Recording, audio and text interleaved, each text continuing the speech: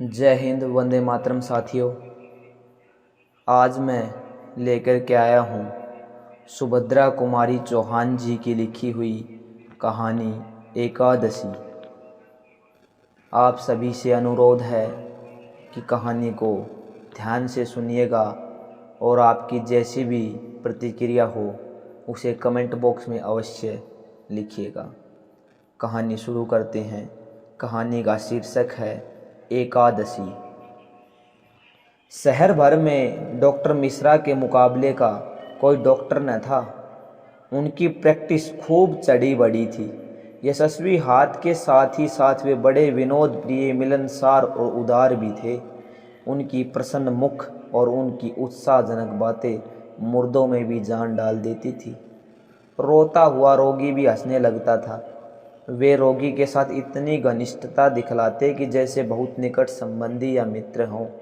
कभी कभी तो बीमार की उदासी दूर करने के लिए, उसके हृदय में विश्वास और आशा का संचार करने के लिए वे रोगी के पास घंटों घंटों बैठकर न जाने कहाँ कहाँ की बातें किया करते थे। इन्हें बच्चों से भी विशेष प्रेम था। यही कारण था कि वे जिधर से निकल जाते, बच्चे उनसे हाथ मिलाने के लिए दौड़ पड़ते। और सबसे अधिक बच्चों को अपने पास खींच लेने का आकर्षण उनके पास था उनके जेब की मीठी गोलियां, जिन्हें वे केवल बच्चों के लिए ही रखा करते थे। वे होम्योपैथिक चिकित्सक थे। बच्चे उनसे मिलकर बिना दवा खाए मानते ही न थे, इसलिए उन्हें सदा अपने जेब में बिना दवा की गोलियां रखनी पड़ती थी। एक दिन इसी प्रकार बच्चों ने उन्हें आ घेरा। आज उनके तांगे पर कुछ फल और मिठाई थी, जिसे डॉक्टर साहब के एक मरीज़ ने उनके बच्चों के लिए रख दिया था। डॉक्टर साहब ने आज दवा की मीठी गोलियों के स्थान में मिठाई देना प्रारंभ किया। उन बच्चों में एक 10 वर्ष की बालिका भी थी, जिसे डॉक्टर साहब ने पहली बार अपने इन छोटे छोटे मित्रों में देखा था। बालिका की मुखावृत्ति और विशेषकर आँखों में से एक ऐसी भोली और चुभती हुई मोहकता थी कि उसे स्मरण रखने के लिए उसके मुंह की और दूसरी बार देखने की आवश्यकता न थी। दूसरे बच्चों की तरह डॉक्टर साहब ने उसे भी मिठाई देने के लिए हाथ बढ़ाया, किंतु बालिका ने कुछ लज्जा और संकोच के साथ सिमट कर सिर हिलाते हुए मिठाई लेने से इनकार कर दिया। यह बात जरा विचित्र सी थी कि बालक और मिठाई न ले। डॉक्टर ने एक की जगह 2 लड्डू देते हुए उससे फिर बड़े प्रेम के साथ लेने के लिए आग्रह किया। बालिका ने फिर सिर हिलाकर अस्वीकृति की सूचना दी। तब डॉक्टर साहब ने पूछा, क्यों बेटिया, मिठाई क्यों नहीं लेती? आज एकादशी है, आज भी कोई मिठाई खाता है? डॉक्टर साहब हंस पड़े और बोले, इतने बच्चे खा रहे सो? आदमी खा सकते हैं, औरतें नहीं खाती। हमारी दादी कहती है कि हमें एकादशी के दिन अन्न नहीं खाना चाहिए। तो तुम एकादशी करती हो? क्यों नहीं, हमारी दादी कहती है कि हमें नेम धर्म से रहना चाहिए। डॉक्टर साहब ने दिन में बहुत से रोगी देखे, बहुत से बच्चों से प्यार किया और संभवतः दिन भर वह बालिका को भूले भी नहीं।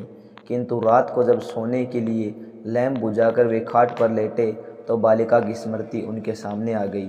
वह लज्जा और संकोच भरी आँख, वह भोला किंतु दृढ़ निश्चयी चेहरा, वह मिठाई न लेने की अस्वीकृति का चित्र उनकी आंखों के सामने खिंच गया। बाद में डॉक्टर साहब को मालूम हुआ कि वह एक दूर के मोहल्ले में रहती है। उसका पिता एक गरीब ब्राह्मण है जो वहीं किसी मंदिर में पुजारी का काम करता है। अभी 2 वर्ष हुए जब बालिका का विवाह हुआ था और विवाह के 6 महीने बाद ही वह विधवा भी हो गई। विधवा होते ही पुरानी प्रथा के अनुसार उसके बाल काट दिए गए थे। यही कारण था कि उसका सिर मुंडा हुआ था। उस परिवार में 2 विधवाएं थीं, एक तो पुजारी की बूढ़ी माँ, दूसरी यह अभागिनी बालिका। एक का जीवन अंधकारपूर्ण भूतकाल था, जिसमें कुछ सुख स्मृतियाँ धुंधली तारिकाओं की तरह चमक रही थी। दूसरी के जीवन में था अंधकारपूर्ण भविष्य। परंतु संतोष इतना ही था कि वह बालिका अभी उससे अपरिचित थी। दोनों की दिनचर्या 60 और 10 वर्ष की अवस्थाओं की दिनचर्याएं एक सी ही संयम पूर्ण और कठोर थी। बेचारी बालिका न जानती थी अभी उसके जीवन में संयम और यौवन के साथ युद्ध छिड़ेगा। इस घटना को हुए प्राय 10 वर्ष बीत गए। डॉक्टर साहब उस शहर को अपनी प्रैक्टिस के लिए अपर्याप्त समझकर एक दूसरे बड़े शहर में चले गए। यहाँ उनकी डॉक्टरी और भी चमकी। वे गरीब अमीर सभी के लिए सुलभ थे। बड़ा शहर था, सभा सोसाइटियों की भी खासी धूम रहती और हर एक सभा सोसाइटी वाले यह चाहते कि डॉक्टर मिश्रा सरीखे प्रभावशाली और मिलनसार व्यक्ति उनकी सभा के सदस्य हो जाएं। किंतु डॉक्टर साहब को अपनी प्रैक्टिस से कम फुर्सत मिलती थी। वे इन बातों से दूर ही दूर रहा करते थे। इसी समय शुद्धि और संगठन की चर्चा ने जोर पकड़ा। शताब्दियों से सोए हुए हिंदुओं ने जाना कि उनकी संख्या दिनों दिन कम होती जा रही है और विधर्मियों की, विशेषकर मुसलमानों की संख्या बेहिसाब बढ़ रही है।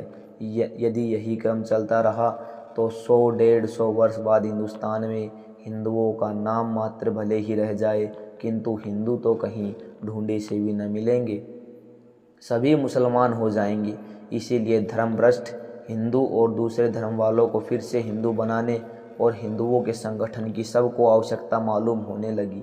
आर्य समाज ने बहुत बड़ा आयोजन करके 10-5 शुद्धियाँ भी कर डाली। हिंदू समाज में बड़ी हलचल मच गई।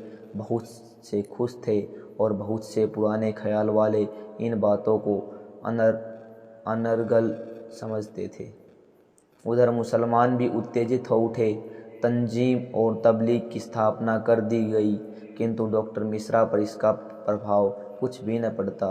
हिंदू और मुसलमान दोनों ही समान रूप से उनके पास आते थे और वे दोनों की चिकित्सा दत्तचित्त होकर करते। दोनों जाति के बच्चों को समान भाव से प्यार करते। उनकी आंखों में हिंदुओं का शुद्धि संगठन और मुसलमानों का तंजीम तबलीग व्यर्थ के उत्पाद थे। एक दिन डॉक्टर साहब अपने दवाखाने में बैठे थे कि एक घबराया हुआ व्यक्ति, जो देखने में बहुत साधारण परिस्थिति का मुसलमान मालूम होता था, उन्हें बुलाने आया। डॉक्टर साहब के पूछने पर उसने बतलाया कि उसकी स्त्री बहुत बीमार है। लगभग 1 साल पहले उसे बच्चा हुआ था। उस समय वह अपने माँ बाप के घर थी। देहात में उचित देखभाल न हो सकने के कारण वह बहुत बीमार हो गई। तब रहमान उसे अपने घर लाया, लेकिन दिनों दिन तबीयत खराब होती ही जाती है। डॉक्टर साहब उसके साथ तांगे पर बैठकर बीमार के देखने के लिए चल दिए। एक तंग गली के मोड़ पर तांगा रुक गया। यहीं जरा आगे कुलिया से निकलकर रहमान का घर था। मकान कच्चा था। सामने के दरवाजे पर एक टाट का पर्दा पड़ा था, जो 2-3 जगह से फटा हुआ था। उस पर किसी ने पान की पीक मार दी थी, जिससे मटियाला सा लाल धब्बा बन गया था। सामने जरा सी छपरी थी और बीच में एक कोठरी। यही कोठरी रहमान के सोने उठने बैठने की थी और यही रसोई घर भी थी। रहमान बीड़ी बनाया करता था। गीले दिनों में यही कोठरी बीड़ी बनाने का कारखाना भी बन जाती थी, क्योंकि छपरी में बौछार के मारे बैठना मुश्किल हो जाया करता था। कोठरी से दूसरी तरफ एक दरवाज़ा और था, जिससे दिख रहा था कि पीछे एक छोटी सी छपरी और है, जिसके कोने में टट्टी थी और टट्टी से कुछ दुर्गंध भी आ रही थी। रहमान पहले भीतर गया। डॉक्टर साहब दरवाजे के बाहर ही खड़े रहे। बाद में वे भी रहमान के बुलाने पर अंदर गए। उनके अंदर जाते ही एक मुर्गी जैसे नवागंतुक के भय से कुड़कुड़ाती हुई, पंख फटफटाती हुई डॉक्टर साहब के पैरों के पास से बाहर निकल गई। डॉक्टर साहब के बैठने के लिए रहमान ने एक स्टूल रख दिया। उसकी स्त्री खाट पर लेटी थी। वहाँ की गंदगी और कुंद हवा देखकर डॉक्टर साहब घबरा गए। बीमार की नब्ज़ देखकर उन्होंने उसके फेफड़ों को देखा, परंतु सिवा कमजोरी के और कोई बीमारी उन्हें न देख पड़ी। वे बोले, इन्हें कोई बीमारी तो नहीं है, यह सिर्फ बहुत ज़्यादा कमज़ोर हैं। आप इन्हें शोरवा देते हैं? रहमान, शोरवा? यह जब ले तब न, मैं तो कह कह के तंग आ गया हूँ। यह कुछ खाती ही नहीं, दूध और साबूदाना खाती है, उससे कहीं ताकत आती है? क्यों? डॉक्टर साहब ने पूछा। क्या इन्हें शोरवे से परहेज है?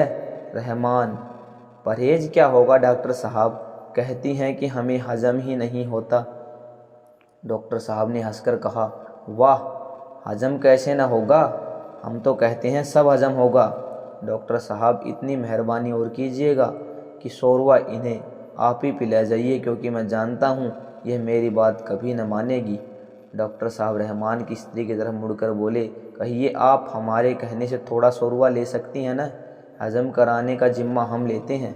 उसने डॉक्टर के आग्रह का कोई उत्तर नहीं दिया, सिर्फ हिलाकर अस्वीकृति की सूचना ही दी।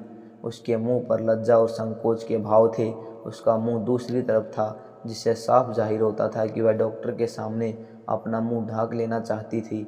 डॉक्टर साहब ने फिर आग्रह किया, आपको आज मेरे सामने थोड़ा शोरबा लेना ही पड़ेगा, उससे आपको ज़रूर फ़ायदा होगा। इस पर भी उसने अस्वीकृति सूचक सिर हिला दिया, कुछ बोली नहीं। इतने से ही डॉक्टर साहब हताश न होने वाले थे। उन्होंने रहमान से पूछा कि शोरबा तैयार हो तो थोड़ा लाओ, इन्हें पिया दें। रहमान उत्सुकता के साथ कटोरा उठाकर पिछवाड़े साफ करने गया। इसी अवसर पर उसकी स्त्री ने आंखें उठाकर अत्यंत कातर दृष्टि से डॉक्टर साहब की ओर देखते हुए कहा, डॉक्टर साहब मुझे माफ़ करें, मैं शोरबा नहीं ले सकती। सवर कुछ परिचित सा था और आंखों में एक विशेष चितवन, जिससे डॉक्टर साहब कुछ चकराए। एक धुंधली सी स्मृति उनकी आंखों के सामने आ गई, उनके मुंह से अपने आप ही निकल गया। क्यों? छलकती हुई आंखों से स्त्री ने जवाब दिया, आज एकादशी है। डॉक्टर साहब चौंक से उठे, विस्फारित नेत्रों से उसकी ओर देखते रह गए। उसी दिन से डॉक्टर मिश्रा विशुद्धि और संगठन के पक्षपाती हो गए।